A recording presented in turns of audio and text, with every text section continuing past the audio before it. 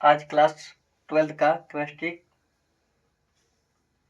की चैप्टर 1 पढ़ाने जा रहे हैं। आप लोग वीडियो बने रहिएगा।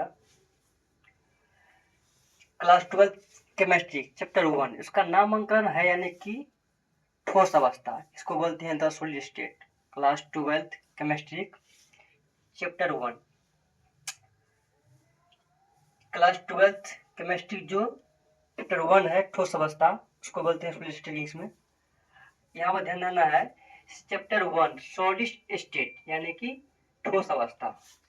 सॉलिड स्टेट को बोलते हैं हिंदी में ठोस अवस्था, और ठोस अवस्था क्या है उसके बारे में आगे चर्चा करेंगे। ठोस अवस्था जो चैप्टर के नाम रखा गया है ठोस अवस्था, उसको हम कैसे पहचाने, ठोस अवस्था है क्या, ठोस अवस्था से हमें क्या मिलता है, उसके बारे में हम चर्चा करें क्लास में। आप लोग क्लास में बने रहिएगा और ध्यान दीजिए अच्छे तरीके से। अगर जहाँ डाउट लगे तो कमेंट करिएगा कि यहाँ डाउट लग रहा है। यहाँ पर ध्यान देना है, चैप्टर 1 सॉलिड स्टेट यानी कि ठोस अवस्था। सबसे पहले हम ठोस अवस्था के बारे में पढ़ेंगे। किसके बारे में पढ़ेंगे? ठोस अवस्था के बारे में पढ़ेंगे। ठोस अवस्था है क्या, यानी कि ठोस अवस्था, किसी वस्तु को हम ठोस रूप में देखते हैं, क्यों देखते हैं और क्या होता है, उसी के बारे में हम चर्चा करने जा रहे हैं आज की क्लास में। आप लोग क्लास के में बने रहिएगा। तब मेरा पहला टॉपिक है ठोस अवस्था। मेरा पहला टॉपिक क्या है?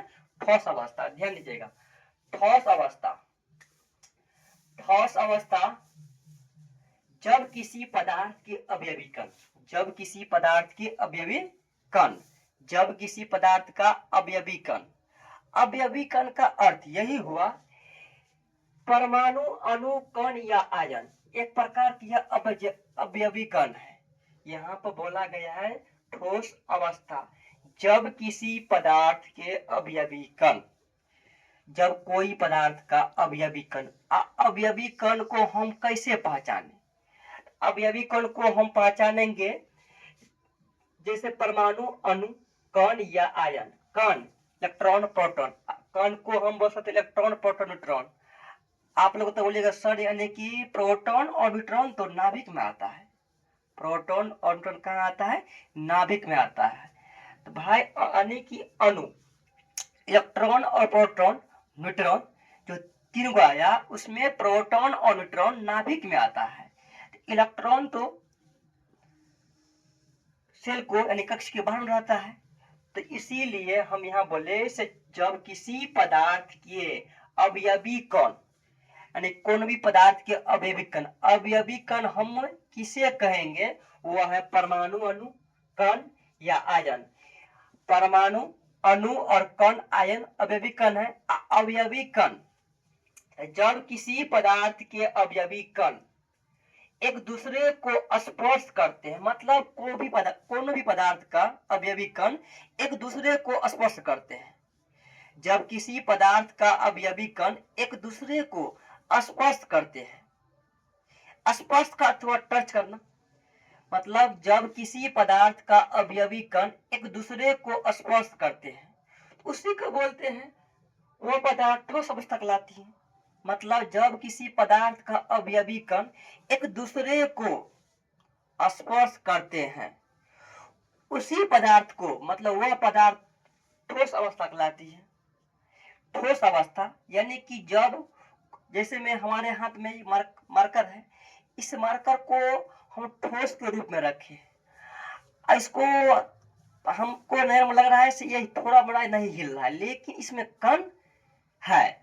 कण हमको दिखाई नहीं देता है, इससे मतलब कण किस प्रकार के इधर उधर होता है, कण के हिसाब से ऐसे होता है। तो वही हम बोलते हैं जब किसी पदार्थ के अवयवी कण एक दूसरे को स्पर्श करते हैं, मतलब कोई भी पदार्थ, जब किसी पदार्थ के अवयवी कण, अवयवी कण का अर्थ जैसे में परमाणु, अणु, कण या आयन, एक प्रकार के ये अवयवी कण हुआ। परमाणु, अणु, कण या आयन एक प्रकार की यह क्या हुआ? अवयवी कण हुआ। तो अवयवी कण परमाणु, अणु और कण या आयन, अवयवी कण है, तो वही अवयवी कण एक दूसरे को स्पर्श करते हैं, और जो एक दूसरे को स्पर्श करते हैं वो पदार्थ की ठोस अवस्था कहलाती है। जो पदार्थ अवयवी कण एक दूसरे को स्पर्श करते हैं वह पदार्थ की ठोस अवस्था कहलाती है। जो पदार्थ जब किसी पदार्थ अवयवी कण को जब किसी पदार्थ के अवयवी कण जब किसी पदार्थ के अवयवी कण एक दूसरे को स्पर्श करते हैं तो तब वह पदार्थ की ठोस अवस्था कहलाती है। जब किसी पदार्थ अवयवी कण एक दूसरे को स्पर्श करते हैं वह पदार्थ की ठोस अवस्था कहलाती है। अब हम ठोस अवस्था के थोड़ा आगे कुछ एक नोट में हम करेंगे चर्चा से ठोस अवस्था को हम कैसे पहचानेंगे। एक प्रकार का ठोस अवस्था कंपन है, यानी उसमें कंपन उत्पन्न होता है। जैसे में कण अगर हाथ में मार्कर लिए है ना तो उसमें यानी कि कंपन उत्पन्न हो रहा है। हाथ में हमको देखने में लग रहा है ये हिल नहीं रहा है, लेकिन इसमें कंपन उत्पन्न हो रहा है। अब कैसे इसमें कंपन उत्पन्न हो रहा है तो वो तो अपने लोग को दिखाई नहीं दे रहा है, लेकिन इसमें एक प्रकार से कंपन उत्पन्न हो रहा है। जो कंपन उत्पन्न होता है उसी को बोलते हैं कण। यहाँ बोला है नोट में ठोस अवस्था में अवयवी कण एक ही स्थान पर कंपन करते हैं। मतलब ठोस अवस्था में अवयवी कण एक ही स्थान पर कंपन करते हैं। ठोस अवस्था में अवयवी कण कितने स्थान पर कंपन करते हैं? सिर्फ एक स्थान पर कंपन करते हैं। वो कैसे? जब हाथ में मार्कर लिए हैं, ये मार्कर ठोस अवस्था में क्यों है? क्योंकि यह एक स्थान पे है और एक स्थान पर ही कंपन करते हैं। एक स्थान पे कंपन मतलब इसमें कण चल रहा है, उसको हम नहीं देख पाते हैं, लेकिन ये ठोस अवस्था में है, ये एक ही स्थान पर कंपन करता है।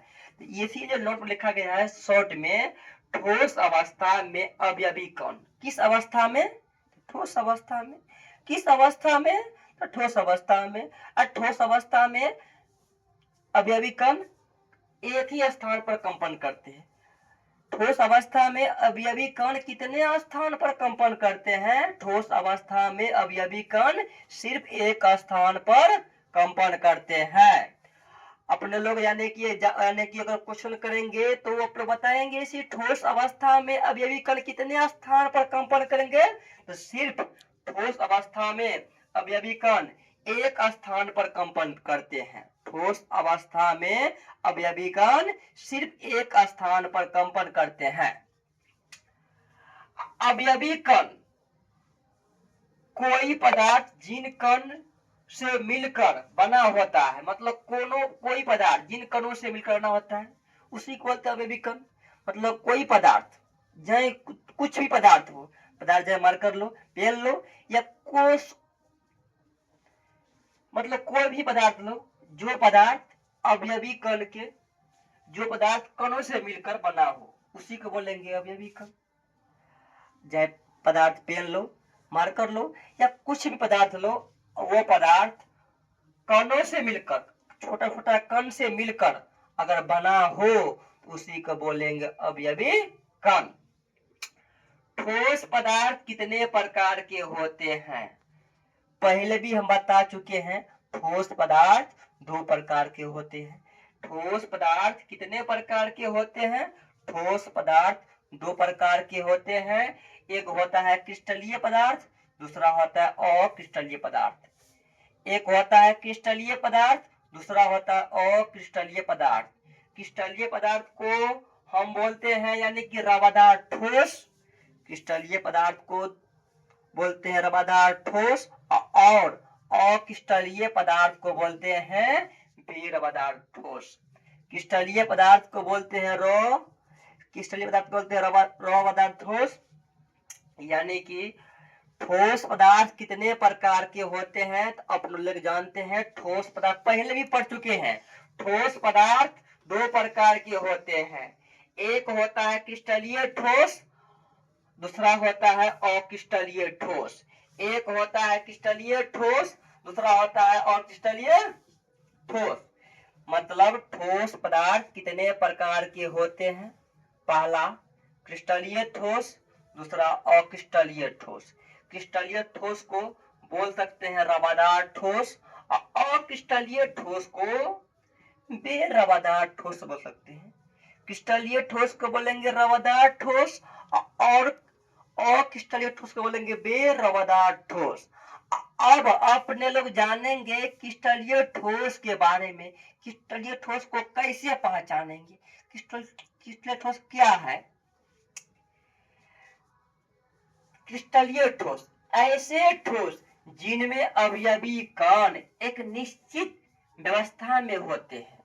मतलब ऐसे ठोस जिनमें अवयवी कण मतलब छोटा छोटा कण, ऐसे ठोस जिनमें अवयवी कण एक निश्चित व्यवस्था में होते हैं। निश्चित मतलब जो कन्फर्म है, निश्चित यानी कि निश्चित रूप से उसमें कण है। ऐसे ठोस जिनमें अवयवी कण एक निश्चित व्यवस्था में होते हैं उन्हें रवादार ठोस कहते हैं। हम पहले बता दिए हैं क्रिस्टलीय ठोस का एक दूसरा नाम रवादार ठोस भी होता है। ऑब्जेक्टिव में भी एग्जाम में पूछ सकता है क्रिस्टलीय ठोस का दूसरा नाम क्या होता है, तो बोलेंगे रवादार ठोस होता है। क्रिस्टलीय ठोस का दूसरा नाम क्या होता है? रवादार ठोस होता है। यहाँ पर क्रिस्टलीय ठोस ऐसे ठोस जिनमें अवयवी कण एक निश्चित व्यवस्था में होते हैं उन्हें रवादार ठोस कहते हैं। जैसे जैसे जैसे क्वाजर यानी कि क्वार्टर, इसको क्वाजर, इसको पढ़ेंगे क्वाजर यानी कि सिलिका, का सूत्र हुआ SiO2 सिलिका। अब कैसे हम जानेंगे ये क्रिस्टलीय ठोस है? एक फिगर हम ड्रॉ किए हैं। देखो प्रत्येक का साइज आपस में बराबर है, मतलब निश्चित रूप से बराबर है, आपस में निश्चित है। प्रत्येक का साइज यानी कि एक हिसाब से ठोस रूप में निश्चित है। तो ऐसे ठोस जिनमें अवयवी कण एक निश्चित, यहाँ पर देखो अवयवी कण एक निश्चित है, सबका साइज बराबर है, निश्चित आकार का है। ऐसे ठोस जिनमें अवयवी कण एक निश्चित व्यवस्था में होते हैं उन्हें रवादार ठोस कहते हैं।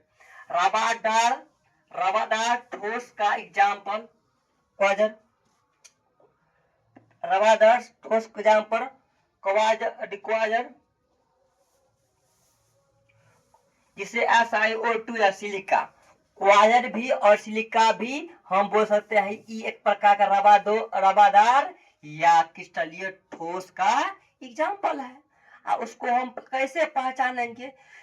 यानी कि यह रवादार ठोस है जिसका आकार यानी कि साइज निश्चित हो, यानी कि कण एक दूसरे के रूप में निश्चित हो, बराबर के रूप में हो, उसी को हम बोलेंगे यानी कि ये ठोस है रवादार ठोस। ऐसे ठोस जिनमें अवयवी कण एक निश्चित व्यवस्था में होते हैं। मतलब अवयवी कण किसको बोलेंगे? जो पहले पढ़े हैं, परमाणु, अणु, कण या आयन।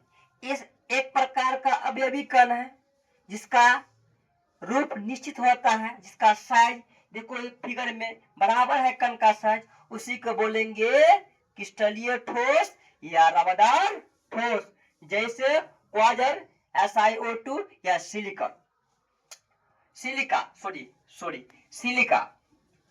अब दूसरा है अक्रिस्टलीय ठोस।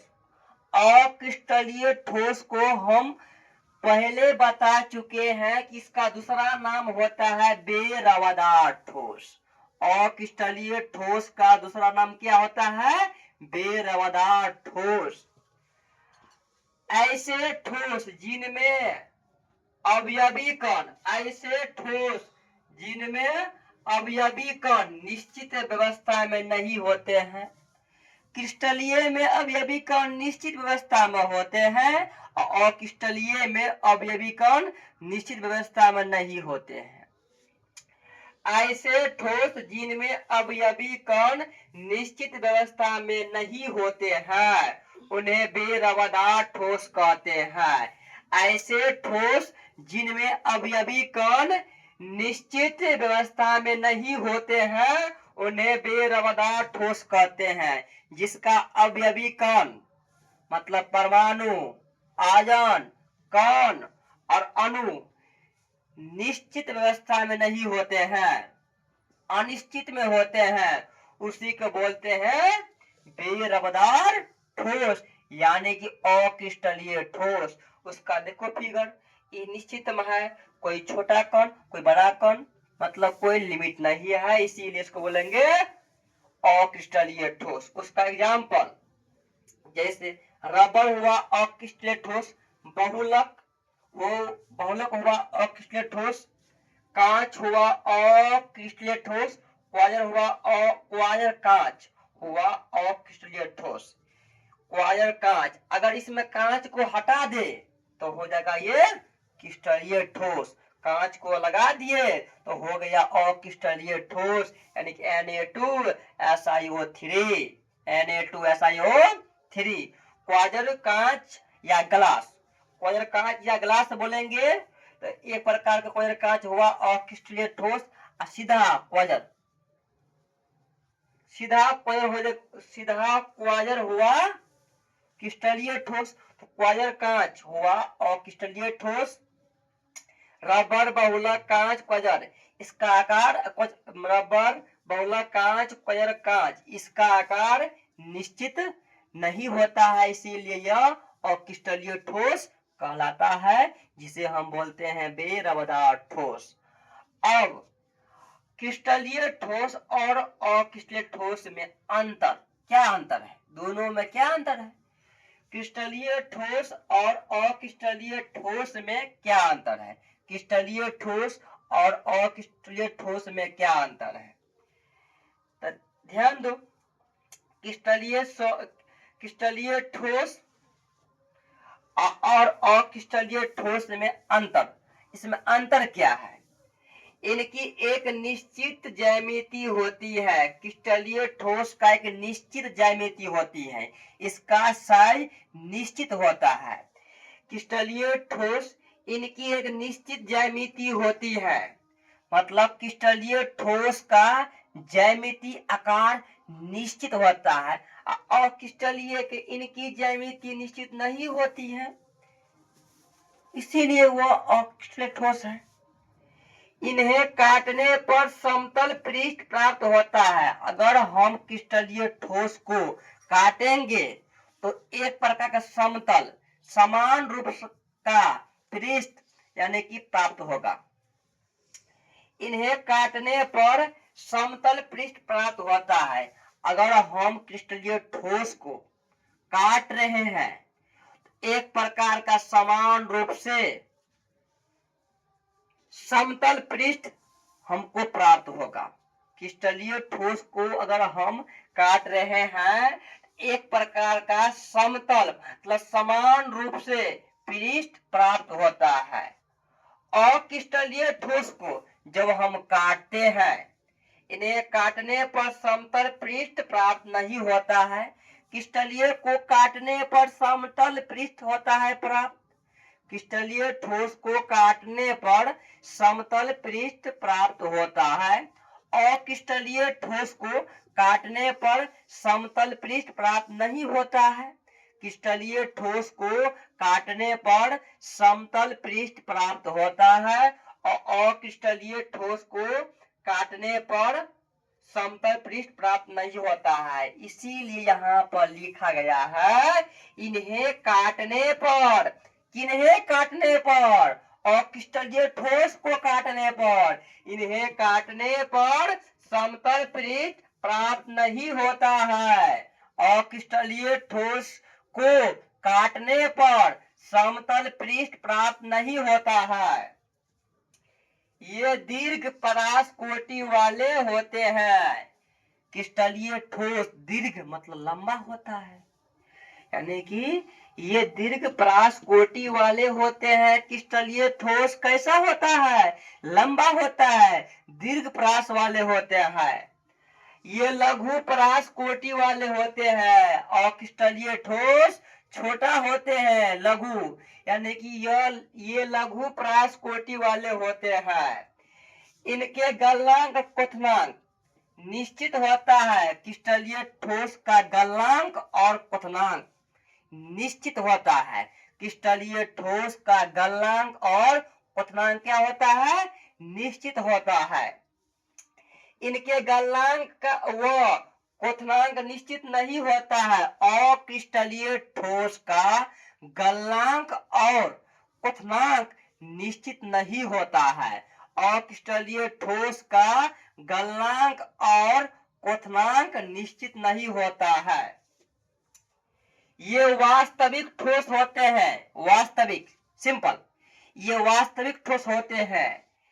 इन्हें क्षय ठोस या अतिस्थित द्रव कहा जाता है। अक्रिस्टलीय ठोस को क्षय ठोस या अतिस्थित द्रव कहा जाता है। अक्रिस्टलीय ठोस को इन्हें क्षय ठोस या अतिस्थित द्रव कहा जाता है। इनका शीतलन वक्र असंतत होता है। इनका शीतलन वक्र असंतत होता है, मतलब क्रिस्टलीय ठोस का शीतलन वक्र होता है असंतत, या उसको बोलते हैं असतत। असतत, असतत। इनका शीतलन वक्र असंतत होता है। क्रिस्टलीय ठोस का शीतलन वक्र असंतत होता है। क्रिस्टलीय ठोस का शीतलन असंतत होता है। इनका शीतलन वक्र सतत होता है। इनका शीतलन वक्र सतत होता है। क्रिस्टलीय ठोस का शीतलन, इनका शीतलन वक्र सतत होता है। इनका शीतलन वक्र सतत होता है, मतलब यानी कि अक्रिस्टलीय ठोस का शीतलन सतत होता है। क्रिस्टलीय ठोस का शीतलन असंतत या असतत होता है। क्रिस्टलीय ठोस का शीतलन, क्रिस्टलीय ठोस का शीतलन, इनका शीतलन वक्र असतत होता है या असंतत होता है। इनका शीतलन वक्र सतत होता है। अक्रिस्टलीय ठोस का, अक्रिस्टलीय ठोस का शीतलन वक्र सतत होता है। अक्रिस्टलीय ठोस का शीतलन वक्र सतत होता है। इनका मतलब क्रिस्टलीय ठोस का, किसका? क्रिस्टलीय ठोस का शीतलन वक्र असतत या असंतत होता है। क्रिस्टलीय ठोस का, अक्रिस्टलीय ठोस का शीतलन, अक्रिस्टलीय ठोस का शीतलन वक्र सतत होता है। अब क्रिस्टलीय ठोस, इनके विषम देशिकता का गुण होता है। इनमें विषम देशिकता का गुण होता है। क्रिस्टलीय ठोस में विषम देशिकता का गुण होता है। क्रिस्टलीय ठोस में विषम देशिकता का गुण होता है। अक्रिस्टलीय ठोस में सम देशिकता का गुण होता है। क्रिस्टलीय ठोस में विषम देशिकता का गुण होता है और अक्रिस्टलीय ठोस में समदेशिकता का गुण होता है। इसका अर्थ ये हुआ से क्रिस्टलीय में विषम देशिकता का गुण होता है, उसमें सम होता है। सम मतलब समान, यानी कि अक्रिस्टलीय ठोस में सम देशिकता का ठोस होता है, मतलब समान रूप से यानी सम देशिकता का गुण होता है, मतलब समान है। और क्रिस्टलीय ठोस क्या है? एक प्रकार का समान देशिकता है, समान रूप से यानी कि विवरण करता है, उसी को बोलेंगे यानी कि अक्रिस्टलीय ठोस सम देशिकता का गुण होता है। अक्रिस्टलीय ठोस में समदेशिकता का गुण होता है, क्रिस्टलीय ठोस में विषमदेशिकता का गुण होता है। क्रिस्टलीय ठोस में विषमदेशिकता का गुण होता है और अक्रिस्टलीय ठोस में समदेशिकता का गुण होता है। इस प्रकार क्रिस्टलीय ठोस और अक्रिस्टलीय ठोस के अंतर के बारे में अपने लोग समझ चुके हैं और इसके बारे में एक और टॉपिक समझेंगे से यानी कि समदेशिक और विषमदेशिकता में फर्क क्या है। यहाँ पे एक फिगर हम ड्रॉ किए हैं जो गिरिशिकता और विषमदेशिकता जो लास्ट में क्रिस्टलीय और अक्रिस्टलीय के बारे में अंतर स्पष्ट किए थे, उसमें पढ़े थे क्रिस्टलीय ठोस विषमदेशिकता का होता है और क्रिस्टलीय ठोस समदेशिकता का होता है। उसी विषम और सम के एक फिगर में ड्रॉ किए हैं जो ग्रीन और रेड में एक प्रकार का वक्र के रूप में ड्रॉ किए हैं जिसका कण यानी कि परमाणु समान रूप में है, सबका साइज बराबर है, उसको ड्रॉ किए हैं। जैसे हम गिनती कर लेते हैं 1 2 3 4 5 6 7, कितना इसमें परमाणु है 7 है। एक स्टार्टिंग किए हैं, पहला का नाम हम रखे हैं यहाँ पर यानी कि ग्रीन, मतलब ग्रीन को हम जी से दर्शाते हैं। जी मतलब ग्रीन रेड, फिर green red green red green red, इसका मतलब ये हुआ पहला जो परमाणु जो फिगर है ड्रॉ उसको हम ग्रीन कलर से ड्रॉ कर सकते हैं, दूसरे को रेड से, तीसरे को फिर ग्रीन से, चौथे को फिर रेड से, ग्रीन रेड ग्रीन, यहाँ पर अंत हुआ ग्रीन से, यहाँ पर शुरू होगा रेड फिर ग्रीन फिर रेड फिर ग्रीन फिर red green red green red green red green red green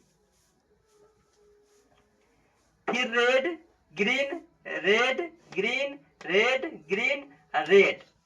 अब अपने लोग ध्यान देना है, स्टार्ट यहाँ पर हम दो में दर्शा चुके हैं, से ये ग्रीन तब रेड ग्रीन, उसके बाद फिर रेड फिर ग्रीन फिर रेड फिर ग्रीन। स्टार्ट किए हैं रेड नहीं सॉरी स्टार्ट किए हैं ग्रीन से, पहले ग्रीन तब रेड फिर ग्रीन फिर red.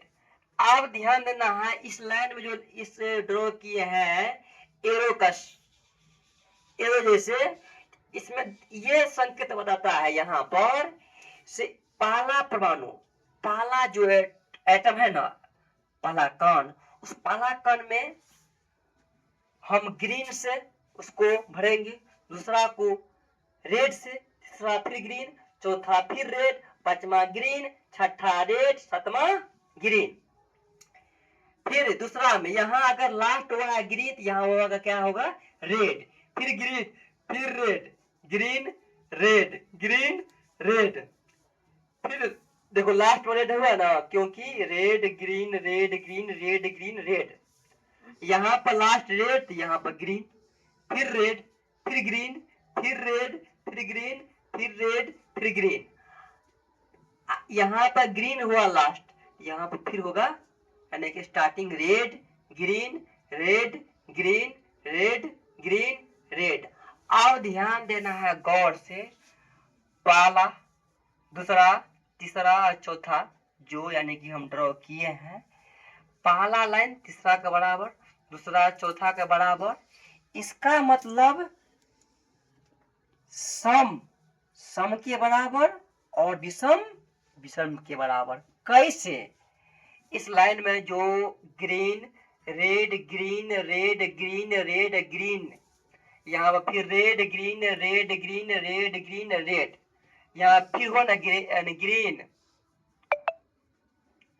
Red green red green red green, तो ये फर्स्ट लाइन ये थर्ड लाइन, मतलब विषम और विषम, विषम और विषम एक जैसा और सम और सम एक जैसा। अपने लोग एक ट्राई किए हैं, यहाँ इस लाइन इस लाइन इस लाइन इस लाइन को अगर हम बारीक बारीक से अगर नामांकन के पढ़ेंगे, कन्फर्म है ये लाइन जो ये लाइन है ना वो रेड होगा। तो आप लोग एक बार इसको लाइन बाय लाइन पढ़ कर देखिएगा कैसे होता है वो रेड। हम ही बता देते हैं एक बार फिर से, ध्यान दीजिएगा गौर से। जब ये ग्रीन हुआ उसके बाद ये रेड हुआ, ये ग्रीन हुआ, ये क्या हुआ, रेड हुआ, तो इसलिए रेड हुआ है ना। फिर इस लाइन होता है स्टार्टिंग रेड सा, रेड से, red green red green red, हुआ रेड ना। फिर इस लाइन होता है स्टार्टिंग ग्रीन से, क्योंकि एक ग्रीन तब रेड फिर ग्रीन, ये ग्रीन तब रेड फिर ग्रीन फिर रेड फिर ग्रीन फिर रेड। उसके बाद इस लाइन स्टार्ट होता है, ये रेड हुआ ना कि नहीं रेड हुआ, ये लाइन स्टार्ट होता है कैसे, ये ग्रीन ये रेड ये ग्रीन ये red, red green red green red green red, ये चारों हो गए ना रेड, इसीलिए हम सिंबल दे दिए हैं रेड का। इस समझाने का हुआ है से विषम देशिक और समदेशिक को जो क्रिस्टलीय और अक्रिस्टलीय ठोस में जो पढ़े थे ना, उसके लिए समझने के यहाँ हम फिगर ड्रॉ किए हैं, तो नहीं करते। अब ये line green green green green कैसे हुआ, तुम ही लोग समझो गौर से। ये लाइन हुआ ग्रीन का स्टार्टिंग, ये रेड का, फिर ग्रीन और फिर रेड, देखो ग्रीन इसीलिए पढ़ा ग्रीन। ये लाइन हुआ रेड का, रेड और ग्रीन इसलिए दूसरा फिर ग्रीन। ये लाइन हुआ फिर ग्रीन का, कैसे, ग्रीन रेड ग्रीन। आप देखो ध्यान दो, ग्रीन रेड ग्रीन हुआ दूसरा ग्रीन। ये लाइन हुआ रेड का, कैसे, red sorry green red green red, red green red green, ये चारों हुआ ना ग्रीन। इस प्रकार से हम ठोस अवस्था में कि जो स्टार्टिंग किए थे, उस स्टार्टिंग में जितना था थ्योरी में उसको हम बता चुके हैं। उस थ्योरी में जो 5-6 ऑब्जेक्टिव है, ऑब्जेक्टिव क्वेश्चन, उस ऑब्जेक्टिव क्वेश्चन को आप लोग के करा रहे हैं। ध्यान दीजिएगा, जितना पढ़े हैं थ्योरी ना, उस थ्योरी से बाहर ऑब्जेक्टिव नहीं गया है। कैसे, तुम लोग को बताते हैं, जितना भी पढ़े आप लोग थ्योरी, उस थ्योरी से एक ऑब्जेक्टिव बाहर नहीं गया है।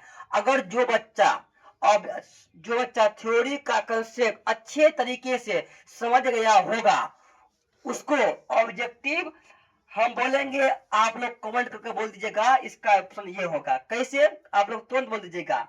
देखो पहला, बेरवादार ठोस का उदाहरण, बेरवादार ठोस आप लोग को थ्योरी में बताए थे। अक्रिस्टलीय ठोस का, अक्रिस्टलीय ठोस का ही अपने लोग बोलेंगे बेरवादार ठोस, क्योंकि वहां बताए थे हम अक्रिस्टलीय ठोस का दूसरा नाम क्या होता है, बेरवादार ठोस।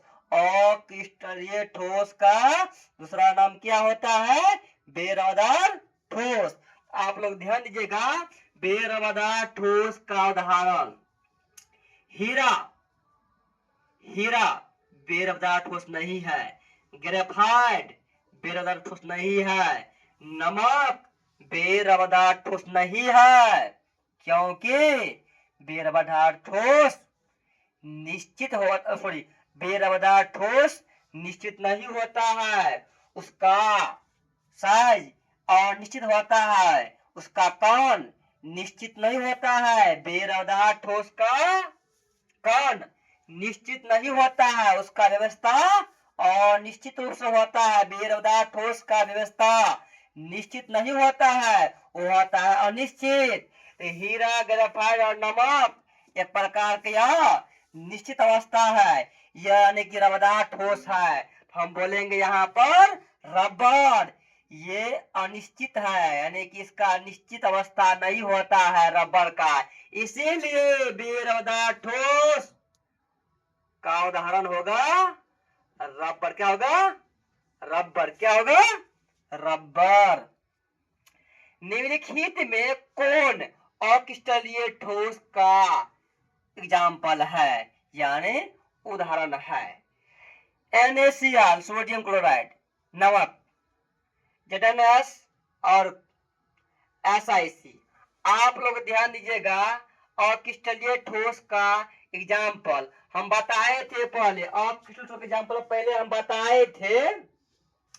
अक्रिस्टलीय ठोस जिसे हम बोलते हैं बेरबदार ठोस। अक्रिस्टलीय ठोस का उदाहरण सिंपल है, कांच होता है। अक्रिस्टलीय ठोस का एग्जाम्पल क्या होता है? कांच होता है, ये सिंपल है।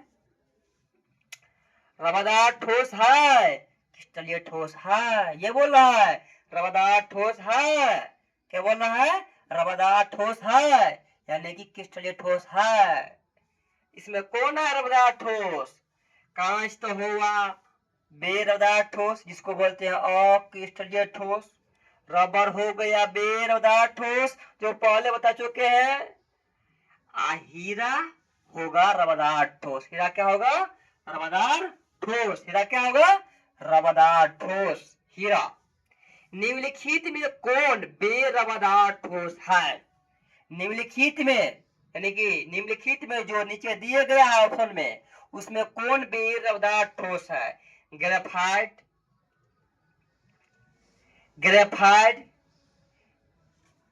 क्रोम एलम,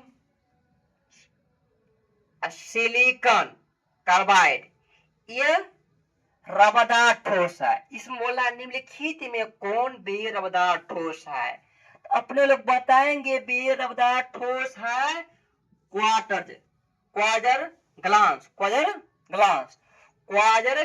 हुआ रबरदार ठोस।